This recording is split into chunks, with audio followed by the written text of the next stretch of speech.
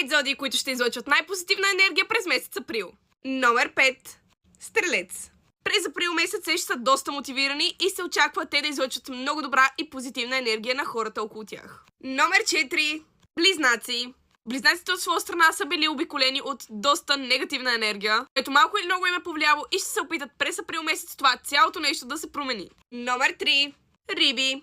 Рибите ще са доста категорични с решенията си този месец, което много ще повлияе на тяхната енергия и емоции.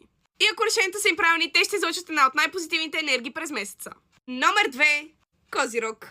Козирог от своя страна ще има голямо желание да промени някакви неща за тази година, ако не го е направил. Те заобиколи себе си с нови преживявания и доста позитивна енергия. И номер 1. Овен.